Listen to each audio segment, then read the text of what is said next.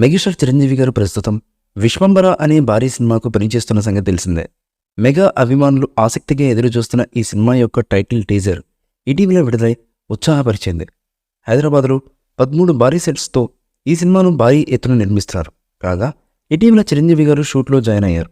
అంతేకాకుండా ఫిట్గా ఉండడం కోసం క్రమం తప్పకుండా ఎక్సర్సైజ్ కూడా చేస్తున్నారు. బింబిసార దర్శకుడు మల్లాడి వశిష్ఠ దర్శకత్వం వహిస్తున్న విశ్వంబర భారీ బడ్జెట్తో తెరకెక్కనుంది. ఇది చిరంజీవి గారి కెరీర్లోనే అత్యంత ఖరీదైన చిత్రం అవడం మరో విశేషం. 2025 సంక్రాంతి కాలంలో ఈ సినిమా విడుదల చేస్తామని నిర్మాతలు అధికారికంగా ఇటీవలే ప్రకటించారు. 2025లో జనవరిలో విడుదల చేయాలనే లక్ష్యంతో టైట్ షెడ్యూల్లో నాణ్యమైన విజువల్ ఎఫెక్ట్స్ కోసం ప్రపంచ స్థాయి విజువల్ అందించే సవాలును ఈ బృందం ఎదుర్కొంటుంది.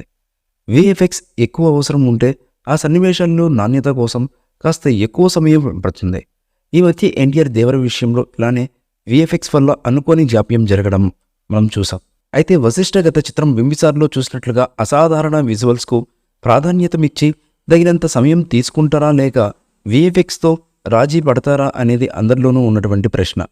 అయితే సినిమా మేకింగ్లో ఎంతటి కష్టం వచ్చినా కూడా 2025 జనవరి 10నే సినిమాను విడుదల చేసేందుకు సన్నాహాలు చేస్తున్నారు మేకర్స్.